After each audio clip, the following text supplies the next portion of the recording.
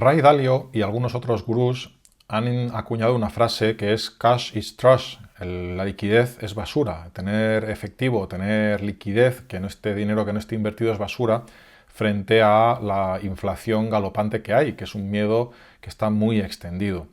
La realidad es que lo que está haciendo el mercado es justo lo contrario. El mercado está acuñando la frase cash is king. El cash es el rey, la liquidez es el rey. Os pongo aquí este gráfico, por ejemplo, del oro en dólares y como podemos ver, 2022 tuvo un arranque fuerte, pero se ha venido abajo completamente y al final, pues desde los máximos que alcanzó, ahora mismo está cayendo un 11%, pero está globalmente lateral, ¿no? Si miramos un poquito más para atrás, no está funcionando, al menos hasta ahora, como protección frente a la inflación. Con todos mis respetos frente a Ray Dalio, creo y nunca me ha gustado esta tesis que tiene y esta ideología que lanza de el nuevo orden mundial, que se vende muy bien, pero que no es realista.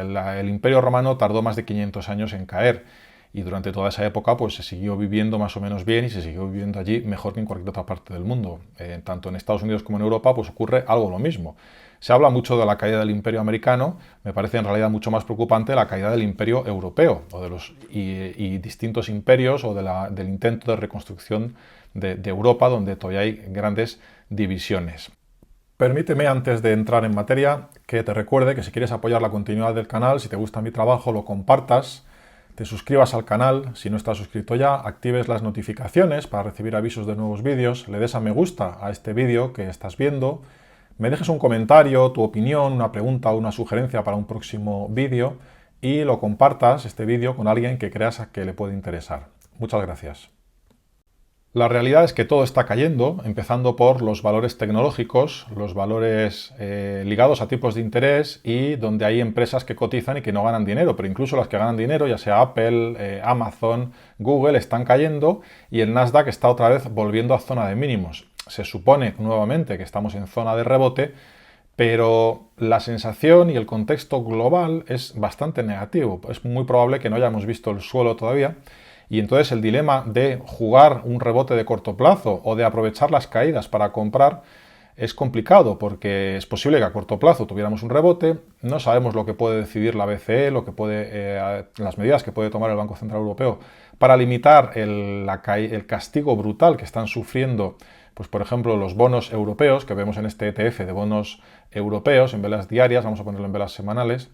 ¿Y por qué está sufriendo este castigo el ETF de bonos europeos, que caiga un 35% desde máximos? Estamos hablando de bonos, supuestamente inversiones seguras, están cayendo un 35% desde máximos. Bueno, pues esto está cayendo los bonos europeos porque los tipos de interés de todos los países soberanos de la zona euro están disparados. No es que estén rebotando, es que están rebotando en vertical. Vamos a ponerlo en velas mensuales para poder ver el contexto. Esto es una de los gráficos más relevantes que hay de los tipos de interés ahora mismo en la zona euro.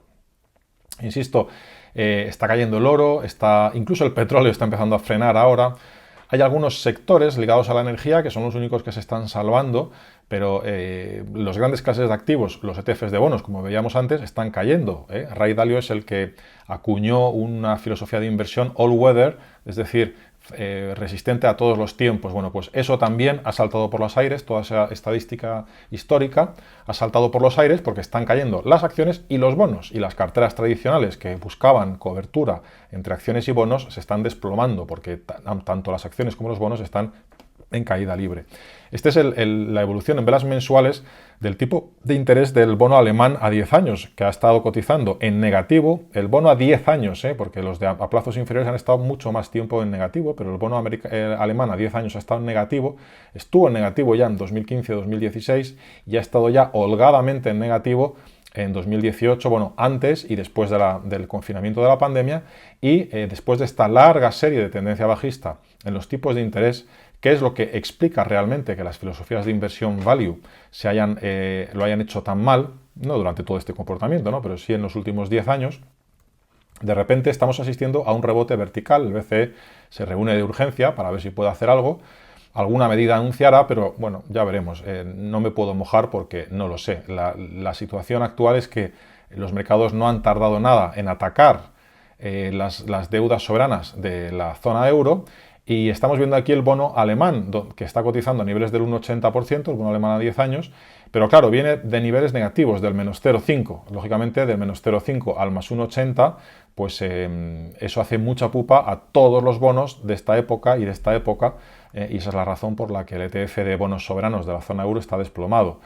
Es llamativo y es vertical la subida que estamos viendo en el bono alemán a 10 años, pero lo que es más preocupante y por lo que se reúne la BCE es porque, aunque no lo diga oficialmente, ¿no?, pero es que los tipos de interés de países periféricos como España pues están ya cerca del 3%, también rebotando en vertical, y ya no están al 1,80 sino al 3%, y sobre todo, la madre de todas las preocupaciones, el bono italiano, que está ya en niveles del 4%, por encima del bono español, ¿no?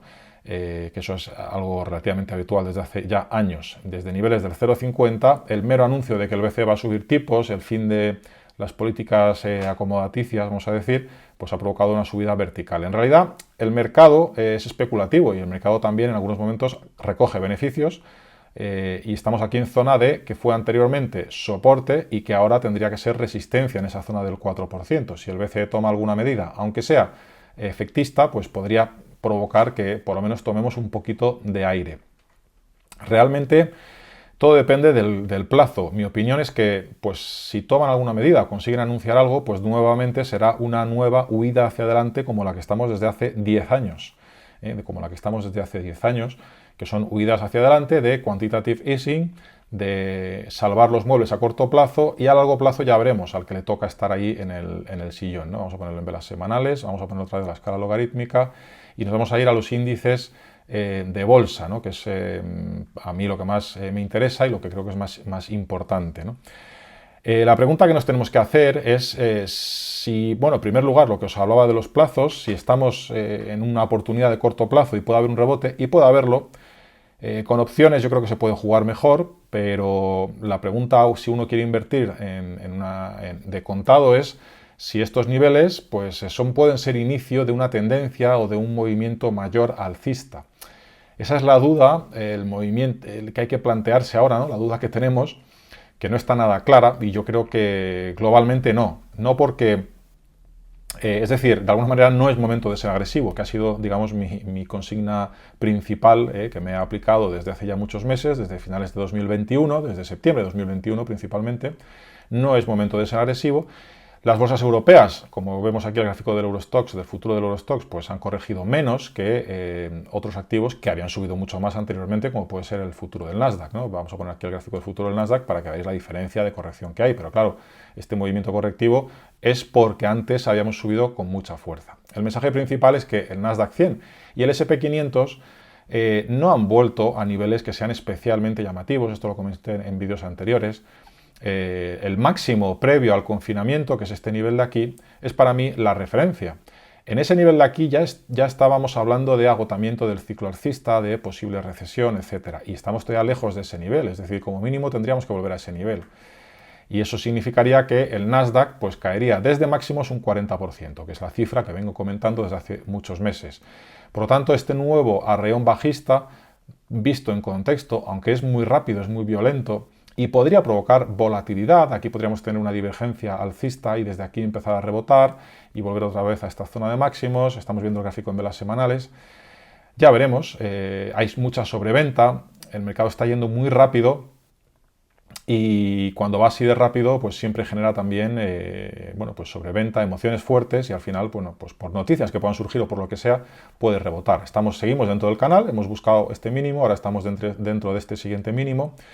La cuestión es que la recesión mundial está en marcha, la fase de contracción de liquidez sigue su curso y tenemos, como decía, excesos brutales que corregir. Estos excesos brutales es esta subida de la pandemia que hemos corregido en parte, pero ni mucho menos globalmente. Este máximo previo al inicio del confinamiento y el mínimo del confinamiento van a ser, en mi opinión, el rango al que tendremos tarde o temprano a corregir. Y esto también lo comentaba algo así Michael Burry, utilizando este mínimo del confinamiento. Existiría incluso el riesgo de que nos fuéramos por debajo, especialmente en este sector, ¿no? Lo llamo sector, ¿no? El Nasdaq, pero no es un sector, sería los valores growth. En el caso del SP500 tenemos la misma situación. Este es el máximo prepandemia, este es el SP500 y este es el mínimo del confinamiento. Ese es el rango al que tenderemos a corregir en un futuro, es decir, que todavía quedaría margen para acercarnos a ese mínimo.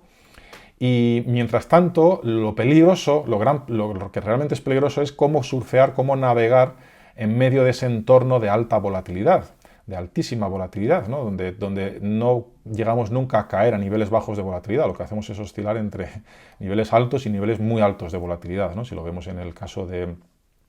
Os voy a poner aquí el gráfico de la volatilidad del Nasdaq, por ejemplo. Vamos a poner en velas semanales para que veáis dónde estamos. Esto es el precio al que cotizan, es el precio, el indicador de si están caras o baratas las opciones sobre el Nasdaq, para cubrirse sobre el Nasdaq. Vamos a mirarlo desde el año 2010, los últimos 12 años. Veis que esto es una serie, esta sí que es bastante estable, aunque ha tenido algún pico incluso más fuerte. Estamos ahora mismo en niveles del 38-40%, que es zona de máximos. Están cotizando las opciones peligro elevado, ¿no? Después de estar muchos años en mínimos. Cuando estemos otra vez por debajo del 16%, estaremos en zona de mínimos.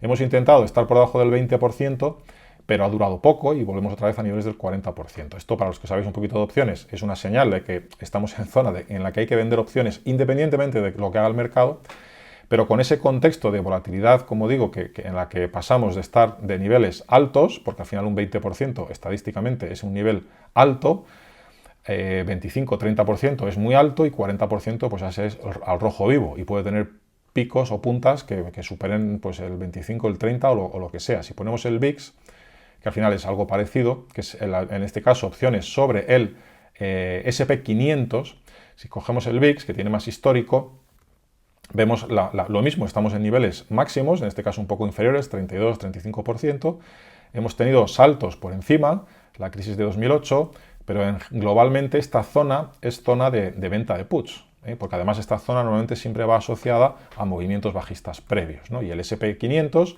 que es este gráfico que estamos viendo, ahora mismo está cotizando ya por debajo del 21% de caída desde máximos, que es lo que arbitrariamente se considera una corrección, que no significa tampoco nada. Dentro de este canal bajista, pues si no hay aceleración, tocaría rebote, podríamos estar así varios meses hasta tocar el techo del canal en algún momento. Y la cuestión de fondo, como os decía antes, es que si consideramos que esta fase de consolidación va a ser larga, o debería de ser larga, recordemos que lo que estamos corrigiendo ahora es todo el ciclo alcista, toda la fase alcista de negocios que empezó en 2009.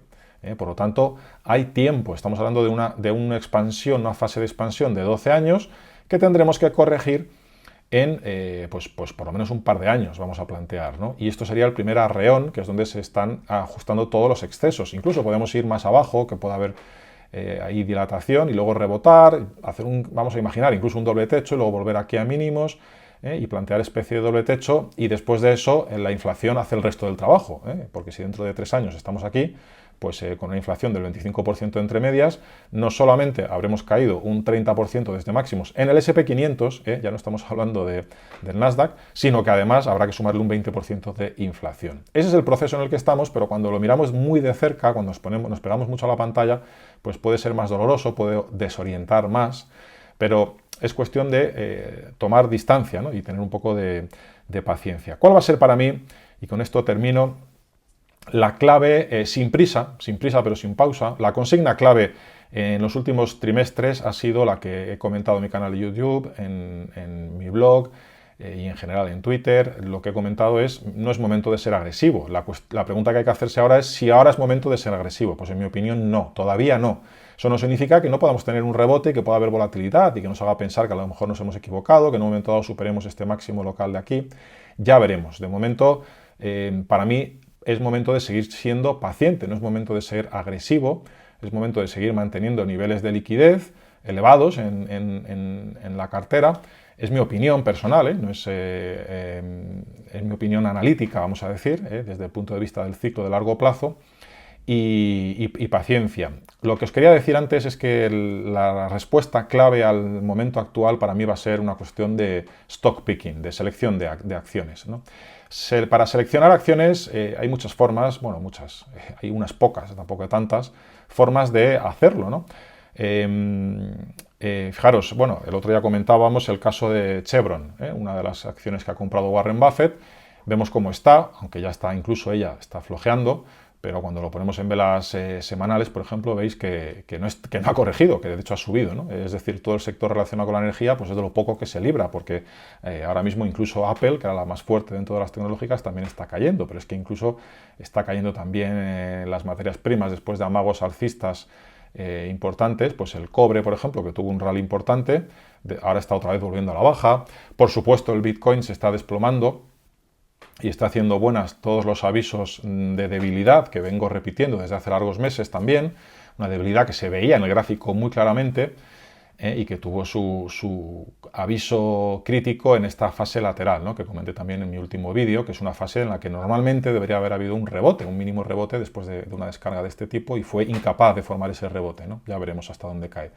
Todo está cayendo, insisto, incluso el petróleo, bueno, las petroleras Chevron que hemos visto antes, el petróleo podría estar también empezando a formar ahí un techo, o un doble techo, o una zona de descanso, aunque bueno, globalmente está alcista, ¿no? Y aquí el riesgo está precisamente en que el petróleo siga subiendo y entonces provoque ahí ya la recesión a nivel mundial y arrastrar los mercados todavía más abajo. Por eso digo que yo no creo que sea momento de ser agresivo todavía, ni mucho menos. Estamos todavía en fase de consolidación y que el mercado se vaya a un 10, un 20, un 30, un 40, pues es lo de menos. No sabemos lo que va a hacer. Esto es una señal también de que Europa también va a estar en el ajo y es complicado.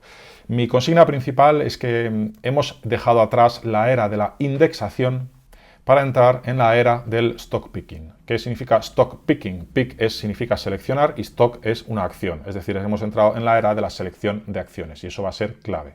Como os decía, hay varias formas o unas pocas formas de seleccionar acciones. Básicamente hay dos métodos, el técnico y el fundamental. Los dos funcionan y los dos tienen su granito de arena o su gran montaña de arena que aportar. Pero hay que hacerlo de una forma inteligente y, en mi opinión, de una forma metódica y de una forma científica. Es decir, ¿cuál es la anomalía?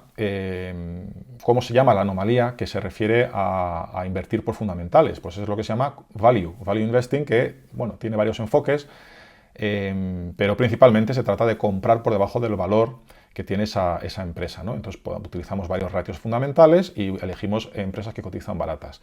Para mí la clave es combinar eso con el análisis técnico, también desde el punto de vista científico. ¿Cómo se llama eso? Se llama momentum, ¿vale? En ambos casos le podemos meter dosis de arte, es decir, de criterio subjetivo, ¿vale? Es decir, yo analizo empresas, pero me gusta más una que otra porque le meto criterios subjetivos de análisis fundamental. Creo que voy a analizar un balance, creo que me gusta más, yo qué sé, Google que Amazon por esto o por aquello, y le meto más ponderación a Google o a Amazon en mi cartera. Bueno, eso se puede hacer. En mi opinión, yo lo hago más por cuestiones chartistas, pero me parece muy importante, y eso es lo que quiero destacar en este vídeo, combinar ambas cosas, o combinar value y momentum, que es como se suele llamar, o combinar análisis técnico y análisis fundamental. Siempre sobre la base de cosas que sean razonables y que tengan sentido, que no sean cosas absurdas o sacadas de quicio, tanto en lo técnico como en lo fundamental. Hay mucha gente que también hace análisis fundamental de pacotilla, ¿no? de bastante poco serio. Bien, yo creo que eso es lo que tenemos que tener en mente. Con eso estoy construyendo mi web alphainputs.com, que os invito a que visitéis. De momento, si ponéis alphainputs.com en el navegador, pues os va a salir esta web, esta página de bienvenida, avisando del lanzamiento próximo. Puedes dejarme aquí tu email y te avisaré cuando la página esté lanzada. O si ves este vídeo más adelante, pues igual ya está en marcha, ya puedes registrarte para utilizar todas las herramientas que ahí habrá, que serán herramientas que os ayudarán a invertir mejor, ¿no? Precisamente en parte a hacer este stock picking, no solamente el stock picking, sino también a tener una idea del timing general de mercado, de los niveles de valoración, etcétera. En fin, habrá más cosas, pero hablando específicamente de esta era en la que entramos del stock picking, quería comentaros precisamente pues que mientras el mercado está cayendo y considero que globalmente no es momento de ser agresivo, pues no hay prisa, pero tenemos que ir pensando ya, en mi opinión, como analista, eso es lo que quiero transmitiros, que en mi opinión tenemos que ir pensando ya en hacer una selección de valores, porque eso es lo que nos permitirá en el futuro ganar, como dice, pescar en ríos revueltos. Y para ello, pues yo personalmente utilizaré herramientas tanto técnicas como fundamentales. Screeners, es decir, sistemas ya probados, métodos ya probados para hacer un primer filtrado y obtener unas listas de valores, listados de valores que potencialmente lo van a hacer bien por fundamentales y que a nivel de precio también están interesantes, y buscar buen momento, un buen timing para comprarlo, ¿no? Evidentemente. Yo no soy partidario de comprar cuando el cuchillo está cayendo, que es la situación en la que estamos ahora mismo, y por lo tanto por eso digo que creo que hay que tener paciencia. Fijaros que el mercado europeo ha tenido una especie de amago de ruptura alcista y se ha venido para abajo estrepitosamente. Esto no es bueno, no me gusta este comportamiento que ha tenido la bolsa europea. Y en paralelo con ese problema que hemos visto al principio de los tipos de interés, que es lo que está ocurriendo, ¿no? Estamos ya por debajo de este mínimo local en el futuro del Eurostoxx, así que para mí estamos rompiendo ese amago de doble suelo que ha habido, que en el futuro del DAX hemos visto anteriormente que suponía un fallo alcista, y aquí ocurre lo mismo, es decir, hemos intentado romper esta directriz bajista y ha habido varias sesiones laterales de duda y se ha venido para abajo y estamos otra vez por debajo de los mínimos anteriores. Esto, bueno, lo podemos ver también en el IBEX o en el índice que queráis. Es mala señal y no me parece positiva. Fijaros, el FTSE de Italia está mucho más abajo, está ya por debajo de los mínimos anteriores, con velas negras. Estamos en un amago de crack, un amago de situación peligrosa en los índices europeos. El ETF de bonos europeos que hemos visto al principio, que cayó un 35% desde máximos, está en caída libre, pero es que también está en caída libre el ETF TLT, que es el de bonos americanos a 20 años o más, que veis que sigue marcando nuevos mínimos. Vamos a ponerlo en velas semanales. Por eso decía al principio, cash is king. Al final aquí la mejor protección de todas ha sido tomárselo con filosofía, tomárselo sin prisa, considerar que no es momento de ser agresivo desde hace ya largos meses, desde finales de 2021, que es cuando vengo comentándolo en abierto, y no tener prisa por volver al mercado, dejar que sea el mercado. Sabemos que viene tormenta, no sabemos si va a ser una tormenta, si va a ser una tormenta tropical, si va a ser un tornado o un huracán, como decía Jamie Dimon. O sea, pueden ser muchas cosas, pero mientras haya más riesgo de caídas que de subidas, pues es mejor ver los toros desde la barrera, sin duda, ¿no? Claro, lógicamente este ETF de bonos americanos a 20 años se ha disparado. ¿Por qué? Porque el bono a 2 años está también disparado. Vamos a ponerlo sin escala logarítmica cuando vemos tipos, aunque sea engañoso. Esto es lo que ha hecho el bono a 2 años en velas semanales americano, y esto es lo que ha hecho el bono a 10 años. La cuestión es que el bono a 10 años está a niveles del 3,38 y el bono a 2 años está a niveles del 3,31. Está prácticamente de nuevo invertida la curva de tipos. Esto es lo que hace que el que el ETF TLT esté también marcando nuevos mínimos en velas semanales, esté en caída libre, y como os dije en un vídeo anterior, hay que tener siempre en mente la perspectiva. Esta caída, desde aquí hasta estos niveles, que es cuando empecé a comentarlo, ya es histórica. Es decir, que los ETFs de bonos, que los bonos estén proporcionando pérdidas de entre un 10 y un 30% según el vencimiento, ¿no? Según la maturity de cada bono, esté provocando ese tipo de caídas a los inversores en bonos, ya es histórico, ¿no? Es un drawdown histórico. Pero realmente es poco si tenemos en cuenta la exageración, la barbaridad de lo que hemos visto anteriormente. Tanto el tema de tipos de interés negativos como la liquidez inyectada al sistema como reacción al confinamiento, que fue una enorme irresponsabilidad que pasará a la historia como un patético error de política monetaria, ¿no? Por parte de gobiernos y de bancos centrales. ¿Y esto qué significa? Pues que tenemos que esperar que probablemente la situación vaya peor. Incluso ahora no me atrevería a decir que todo esto es zona de suelo, aunque estemos aquí en zona de soportes, ¿no? Yo diría que quizá romperemos esa zona, o al menos amagaremos esa zona de soportes y caeremos por el nivel de 100 en este ETF de bonos soberanos americanos, ¿no? Me llamaba el otro día la atención el bono de Ray Dalio. Efectivamente sí que ha tomado una decisión, pero que tampoco es defensiva, o sea, que tampoco le va a salvar de entrar en pérdidas, como les pasa a todos los gurús, que no son incapaces de estar 100% en pérdidas, pues porque están gestionando fondos institucionales, ¿no? Este es el ETF de emergentes, EEM, que es donde Ray Dalio se ha refugiado, porque como en su nuevo orden mundial, pues él considera que los emergentes pues, van a ir mejor que Estados Unidos, o que, no sé si Rusia, pero en fin, va a haber un desplazamiento de poder y entonces considera que van a ir mejor, ¿no? El problema es que este ETF de bonos, de acciones emergentes, pues también está cayendo un 26% desde máximos. Tampoco le está sirviendo de gran protección. No sé exactamente en qué nivel los ha comprado, pero de momento no le está sirviendo de gran protección. Es decir, como decía al principio, está cayendo todo. Lo que más cae es lo que es más, lo que menos valor tiene a los ojos de la gente que va abriendo los ojos. Bueno, esto es el índice Kospi de la Bolsa de Corea, que también os quería comentar, ¿no? Que está también en desplome, en caída libre, después de haber intentado un poquito de rebote, muy tímidamente. Está también en caída libre. Vamos a ponerlo en velas semanales para ver un poco más la perspectiva. Está también en caída libre el Kospi y ocurre lo mismo. Los máximos de la prepandemia, los máximos post-pandemia del confinamiento, bueno, pues todavía no hemos corregido gran cosa, ¿no? Si viene la recesión, todo esto sería corregir el exceso de la política monetaria, que esto se aplica a cualquier gráfico, y a partir de estos niveles es donde veremos qué impacto deja la recesión, tanto en los beneficios corporativos de los grandes FANG, de las grandes empresas, como en general en toda la economía. Es decir, que no descarto ni mucho menos que vayamos a penetrar dentro de este rango de precios, que es el mínimo y el máximo del confinamiento, ¿no? Y ocurre lo mismo en todos los índices mundiales, el Kospi también exactamente lo mismo, ¿no? En ese contexto, pues el tener cash, tener liquidez, es la clave.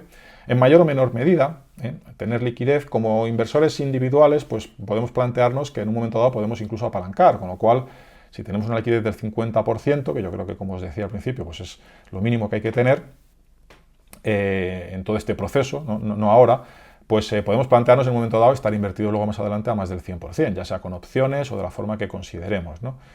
Y eso será una buena noticia, porque bueno, pues significa que tenemos más liquidez disponible para invertir, ¿no? Si estás en liquidez al 50% y tu tope máximo de inversión es un 120, pues significa que tienes un 70% de liquidez. Y eso está muy bien, ¿vale? Eso es lo que yo creo que hay que plantear.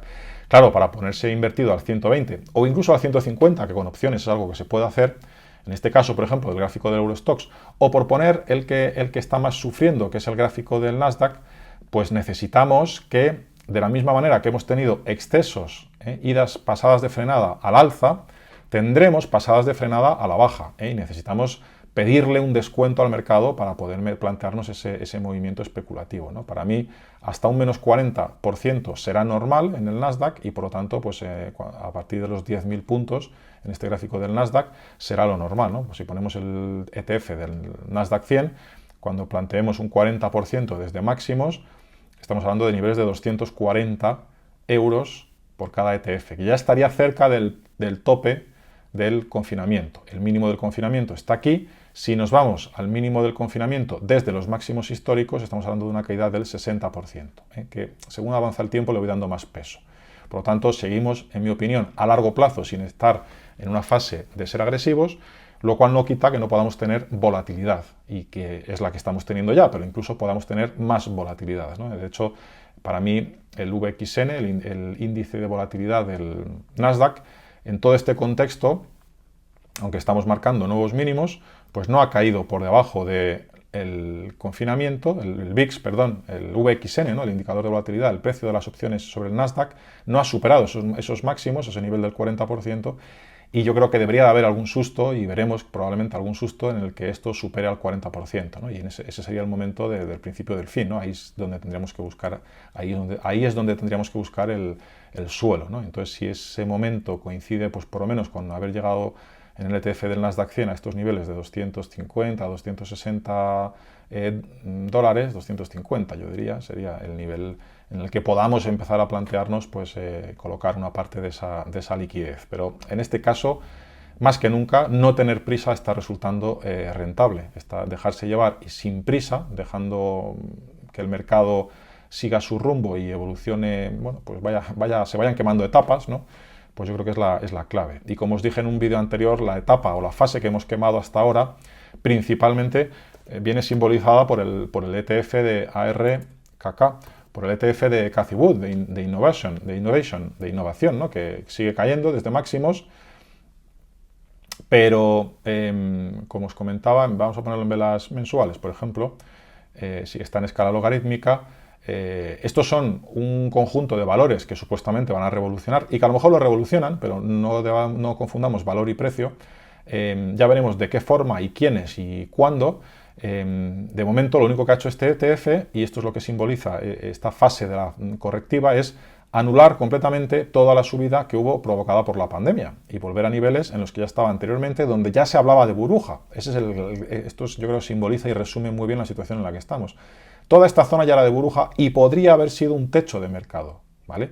Un techo en valores disruptivos, muchos de los cuales no ganaban dinero. Sin embargo, llegó el confinamiento y llegó una fase especulativa como nunca vista por cuenta de los gobernantes de política monetaria y de gobiernos, y provocó algo que nos debe recordar lo que decía el famoso Keynes, el mejor economista del siglo XX para muchos, aunque es discutible. Decía, la bolsa puede permanecer irracional más tiempo que tu bolsillo solvente. Bueno, pues este es el mejor ejemplo de lo que hay. Es decir, el que estuvo apostando por aquí a que Tesla, por ejemplo, se iba a desplomar porque no ganaba dinero, aunque, bueno, quizá no sea el mejor ejemplo de empresa disruptiva, ¿no? Hay muchas más aquí en este ETF que no ganaban nada y que no tienen, bueno, que era puro aire, puro viento. Y sin embargo, puedes tener razón con que todo esto era puro viento, pero llega un evento de mercado totalmente irracional y te provoca esta subida vertical, ¿no? Y ahora lo que hemos hecho ha sido anular esa subida vertical. Hombre, lo normal es que aquí hubiera algún rebote, es extremadamente llamativo, fijaros con qué persistencia y con qué constancia no hay más que ventas y volumen. Y ese es el problema también que le pasa al Bitcoin, a todas estas empresas growth, a todas las que no ganan dinero y a cualquier cosa que sea sospechosa de no cumplir con las expectativas, incluso empresas buenas como Netflix. El problema es que estamos ahora mismo, como os decía, en una fase en la que, a pesar de la inflación, el cash no es trash, no es basura, el cash es rey, la liquidez es reina, ¿eh? Y bueno, pues hay que aprovechar un buen momento para poder comprar. Para mí esto pues no lo es, aunque aquí, como os digo, en algún momento dado puede haber un rebote, y un rebote simplemente proporcional podría volver a llevarnos a estos niveles, aunque sea mínimo, por ejemplo, y estaríamos hablando en el ETF de Cathie Wood de un rebote de nada menos que el 50%. Es decir, que aquí a nivel especulativo va a haber muchas trampas, va a haber mucha sensación de, Dios mío, me he perdido aquí una subida del 50%. Bueno, no tiene sentido esto si tú estás pensando en una perspectiva de largo plazo. Ahora, si estás buscando un movimiento especulativo, pues sí, te puedes plantear eso, ¿no? Ahí es donde quizá el stock picking pueda tener un poco de sentido, porque además este tipo de caídas y en este tipo de sectores seguro que arrastra a todo, arrastra muchísimas cosas, ¿no? Pero una vez que haya pasado eventualmente este rebote, seguiremos viendo de nuevo cuál es el estado real de la economía y cuál es el estado real de estas empresas. Y tendremos que ver si desde estos niveles, desde esta zona, aunque haya un rebote, no se tiene que corregir y hacer una separación, una segmentación entre lo que realmente es bueno y lo que es basura y no genera valor, ¿no? Y entonces al final estos índices pues puede perfectamente volverse a esta zona, que es la forma en la que pinchan las burbujas, que es volver a cero realmente, ¿no? Ese sería un poco el escenario un poquito que podríamos plantear aquí en el ETF de Cathie Wood. Este es el escenario. Es complicado porque empezamos a estar ya con ganas de invertir, bueno, pues de colocar parte de esa liquidez, para los que la tengáis, claro, y pensar en un rebote, los que están más dentro. Y yo creo que no hay que tener prisa, esa es la consigna, no hay que tener prisa. Creo que habrá algún tipo de noticias o de eventos que nos marquen el sentimiento, ¿no? Es decir, yo sigo viendo, por ejemplo, un sentimiento de aprovechar oportunidades, de buscar suelo al mercado, y eso no es bueno para plantear que realmente hayamos tocado suelo, considerando que además la Fed pues, va a seguir subiendo tipos, la liquidez se tiene que contraer de alguna manera y los beneficios corporativos también, y por lo tanto pues tendrá que haber ese ajuste. Y en este gráfico que estamos viendo aquí del Bitcoin en velas semanales vemos lo que significa una zona de distribución del libro, de la que vengo hablando mucho tiempo atrás, con gran desconfianza, con cautela, porque yo no conozco exactamente lo que hay detrás, pero desde un punto de vista técnico me parecía evidente, o por lo menos yo tenía claro que no iba a jugar a este juego.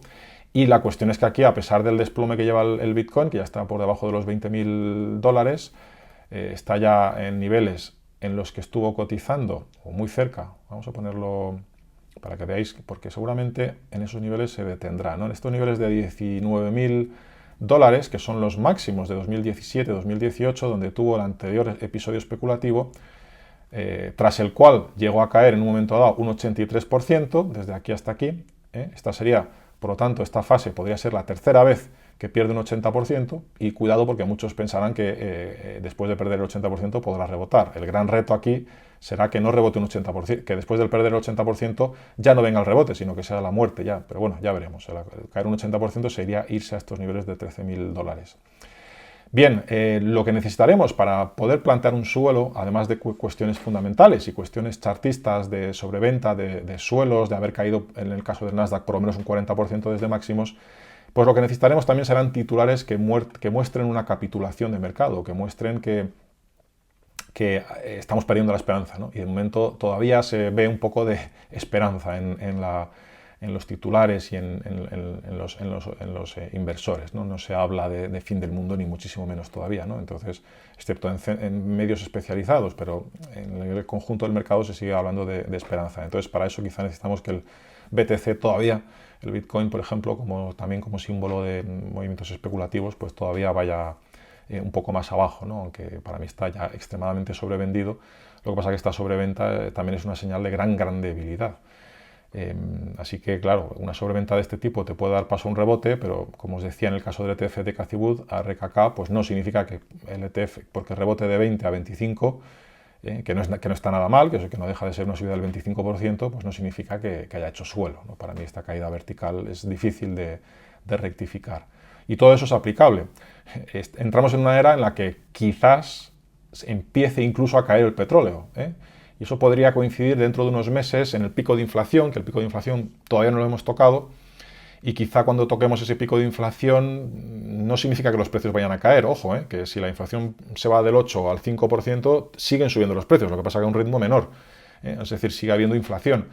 Pero bueno, esa desinflación, que no es lo mismo que deflación, esa desinflación podría dar paso también esperemos, estaría bien, que a una corrección del petróleo, ¿no? Y que no se cumpla ese temor de que el petróleo pueda romper e irse a niveles de $175, $200, que sería un gran problema para la economía mundial.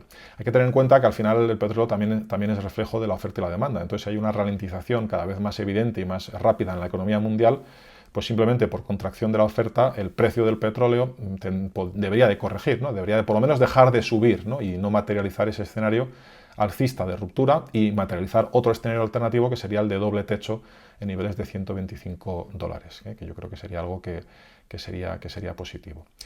Y una última cosa que os comento.